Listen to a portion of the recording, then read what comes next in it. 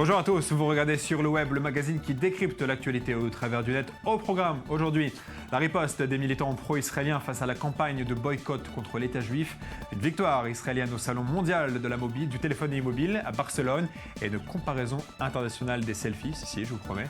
C'est parti.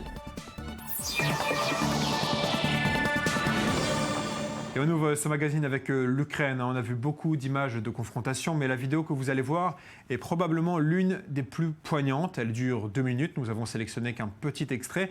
Elle est réalisée par un réalisateur ukrainien. Son message est simple. Le danger est réel, mais la peur est votre choix. La citation, si vous l'avez reconnue, est tirée tout droit d'un film récent de Will Smith qui avait connu un flop.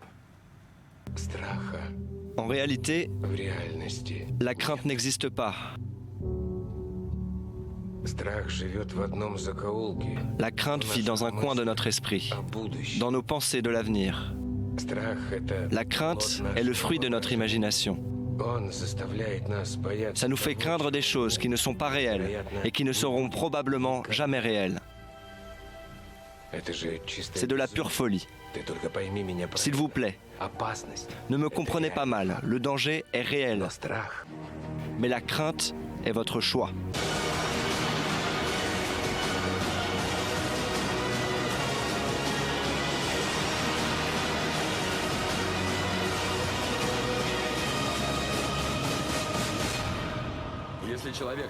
Si un homme veut se battre pour quelque chose, pour l'atteindre, qui peut l'arrêter ?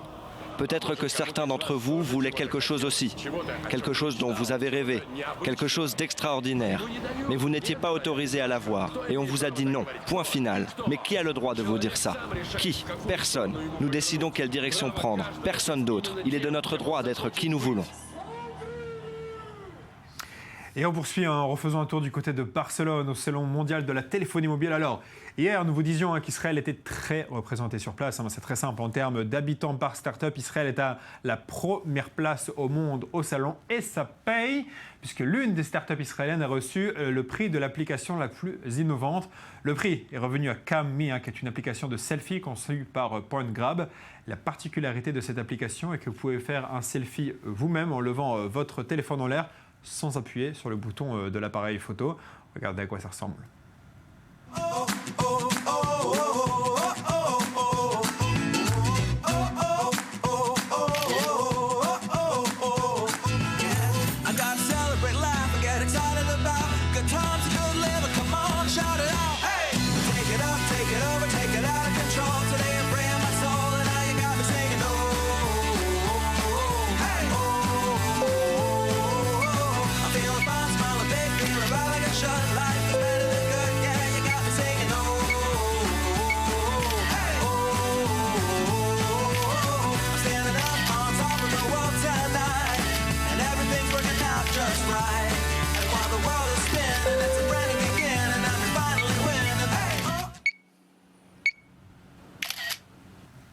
Très sympa.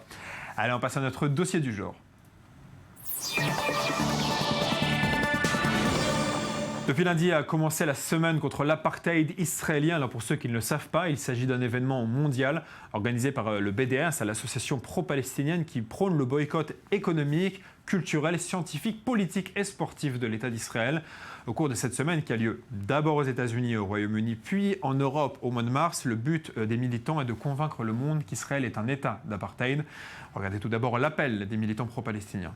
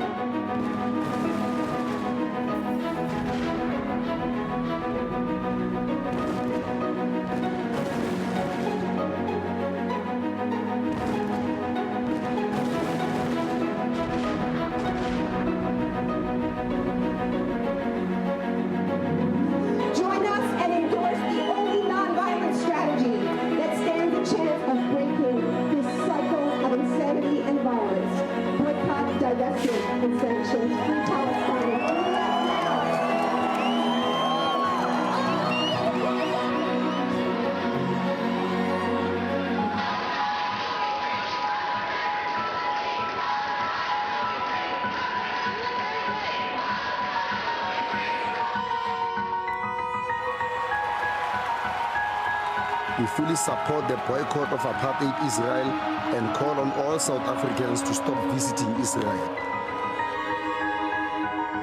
About Israel.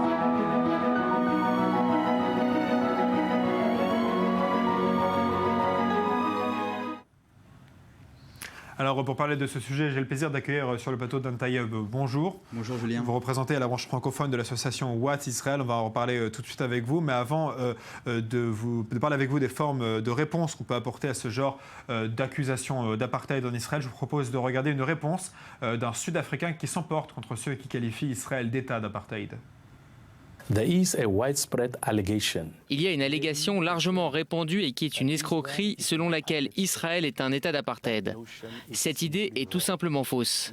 Et cela ne fera pas avancer la paix et l'harmonie au Moyen-Orient. Son seul but est de diaboliser Israël et de l'isoler afin de délégitimer son existence. Et c'est tellement erroné que cela trahit la mémoire de ceux qui ont réellement souffert du véritable apartheid. My parents experienced it.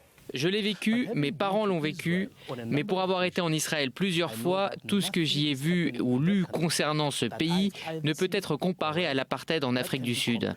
Souvenons-nous de la principale raison de l'emprisonnement de Mandela. The major reason Nelson Mandela went to prison, he was fighting for the right to vote. Il se battait pour le droit de vote, pour le droit de choisir ses propres leaders, pour le droit de se déplacer et de voyager librement et de vivre où il le veut, d'être instruit et d'avoir accès aux hôpitaux et aux soins médicaux de son choix. Si l'apartheid en Afrique du Sud ressemblait à ce qui se passe en Israël, il n'y aurait eu aucune raison pour Nelson Mandela d'aller en prison, parce qu'il aurait eu tous les droits que les Arabes ont en Israël. Il y a des juges à la Cour suprême qui ne sont pas juifs. Il y a des professeurs qui ne sont pas juifs, qui enseignent aux enfants juifs. La plupart des Sud-Africains le savent. Ils savent que c'est un non-sens de dire qu'Israël est un apartheid. Ce que nous avons enduré en Afrique du Sud n'est enduré par personne en Israël. Mais aux Sud-Africains qui croient tous ces mensonges sur Israël, nous disons, allez en Israël, allez et voyez par vous-même. Go and see for yourself. Alors Dan Taïeb, je le disais, vous représentez la branche francophone de l'organisation Watts Israël. D'abord, est-ce que vous pouvez nous présenter cette organisation et vos actions ? Bien sûr, Watts Israël est un groupe d'étudiants israéliens qui a été créé en 2011 pour sillonner les campus d'universités dans le monde. Nous revenons d'Afrique du Sud justement, d'Angleterre, des États-Unis, et nous partons le mois prochain en France pour aller sur les campus des universités et engager là-bas un dialogue avec nos homologues, en l'occurrence nos homologues français, engager un dialogue sur Israël. Et ça se passe comment ?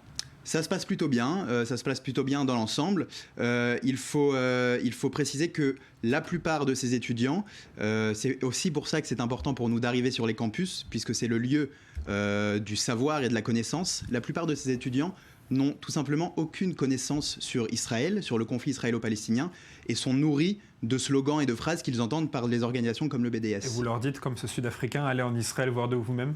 On leur dit bien sûr d'aller en Israël, on les invite en Israël et on leur propose surtout notre point de vue, c'est-à-dire le point de vue d'étudiants israéliens, de gens qui vivent au jour le jour la réalité israélienne. Nous essayons au maximum de créer une délégation la plus vaste possible en termes d'opinion politique, en termes de bagage culturel et en termes ethniques. Pour représenter la diversité israélienne. Exactement. Il y avait une vidéo en 2012 qui avait fait beaucoup parler d'elle, qui venait de votre délégation, d'un accueil assez, disons, modéré, pour peser mes mots, à Toulouse. Vous pouvez peut-être nous rappeler cet incident et expliquer, est-ce que ça vous a influencé pour la suite, pour la prochaine délégation ? C'est exact, nous avions été violemment pris à partie à Toulouse par des militants BDS anti-israéliens. Écoutez, c'est très simple et cette action était significative de ce que les gens du BDS veulent, c'est-à-dire un message de haine envers, non pas... Pris à partie directement sur le campus. C'est tout simplement un message de haine, non pas une critique envers le gouvernement israélien, mais uniquement un message de détestation envers Israël et tout ce qui touche à Israël, y compris ses citoyens. Alors revenons un peu sur cette semaine de l'apartheid, sur le fond du sujet. Quel argument vous répondez à ceux qui accusent Israël d'apartheid sur le fond ? Écoutez, c'est un non-sens. Nous venons de voir dans la vidéo que ces gens-là essayent de dresser une comparaison avec une des périodes les plus noires de l'histoire sud-africaine, où les gens n'avaient aucun droit et étaient discriminés sur des critères raciaux, racistes, alors qu'aujourd'hui en Israël, bien sûr ce n'est pas le cas, et ces gens-là qui manifestent apparemment oublient que 20% de nos concitoyens sont des Arabes, chrétiens et musulmans. Ils oublient aussi que ces gens-là ont une représentation au Parlement israélien. Et surtout, ils oublient que l'instigateur du BDS, qui est M. Omar Barghouti, est lui-même issu d'une université israélienne et titulaire d'un diplôme de l'université de Tel Aviv. Donc il y a quelque chose d'un peu ironique dans toute cette histoire. Il appelle à boycotter les universités israéliennes, mais dont il est lui-même diplômé. Exactement. Il y a une statistique qui a été publiée dans la presse israélienne il y a quelques jours. Selon une étude dans le journal Maariv, 80% des articles de presse qui sont parus au cours des dernières semaines sur la semaine de l'apartheid, c'était soit des journaux israéliens, soit des journaux juifs à l'étranger. Est-ce que ça veut dire qu'on n'en fait pas un peu trop sur cette affaire et que la semaine de l'apartheid n'est pas un petit phénomène exagéré par les médias israéliens? Écoutez, c'est vrai que cette semaine de l'apartheid est un phénomène qui est petit et qui est surtout en déclin. Sur ces 10 dernières années, c'est un phénomène qui est en déclin. Cela dit, nous n'avons pas le droit de laisser ce terrain-là aux gens de BDS, parce que comme nous l'avons vu en France, ou cela s'est passé au Canada ou en Afrique du Sud, il y a sur ces campus des étudiants juifs, et ces messages de haine à l'égard de l'État d'Israël mènent à des événements antisémites au sein des campus même. Donc nous n'avons pas le droit de baisser les bras, et nous devons aller sur ces campus d'université. Merci infiniment Don Taïeb d'avoir été avec nous, et bon courage donc, pour votre prochaine délégation qui part le mois prochain en mars faire le tour des campus français. Merci beaucoup. Merci à vous. Allez, on parle d'un tout autre sujet, un site internet, selfiecity.net, c'est son nom, se propose d'explorer les différences de style des selfies à travers le monde. On parle beaucoup de selfies aujourd'hui, je suis en train de m'en rendre compte. Les auteurs de ce site ont étudié la démographie des pays en question, les poses, les expressions, et en tout, ce sont plus de 3200 photos qui ont été compilées et analysées. Le but est de pouvoir exposer une théorie sociale de l'utilisation des selfies dans les sociétés, tout un projet. On regarde à quoi ça ressemble.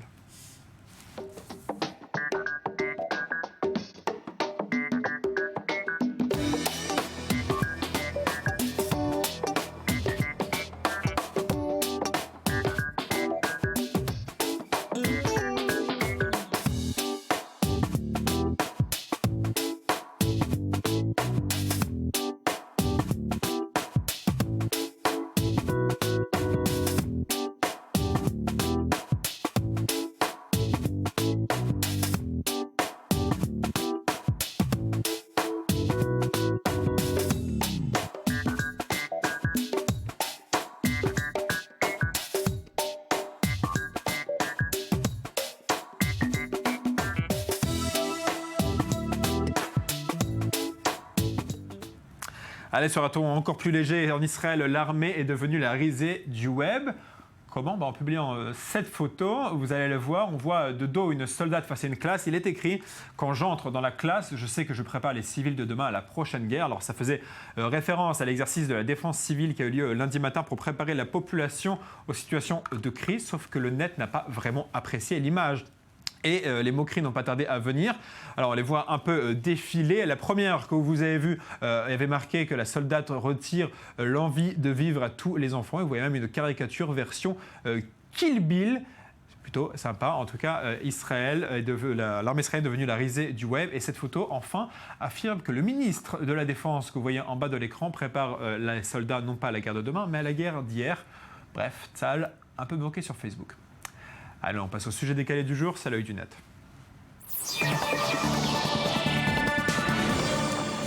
Alors, la première vidéo que vous allez voir est complètement surréaliste. Elle nous vient d'Allemagne. C'est un clip publicitaire pour un supermarché. Il y a déjà 3 millions de vues et la chanson que vous allez entendre est un tube à la radio. Super süß, super sexy, super easy, super geil. Super Leute, super lieb, super love, super geil. Super Uschi, super Muschi, super Sushi, super geil. Super heftig, super deftig, super lässig, super geil. Super fit, super fresh, Super Lifestyle, super geil. Super Power, super stark. Super Markt, super geil. Es ist super geil, richtig. Super geil. Voilà, c'est la fin de cette émission. Merci à vous de l'avoir suivi. On va se retrouver demain pour de nouvelles informations en provenance du net. Et on se quitte avec un air joyeux, Happy de Pharrell Williams. Cette fois, depuis le Sénégal, vous l'entendez déjà. Regardez les images demain, vous me manquez déjà.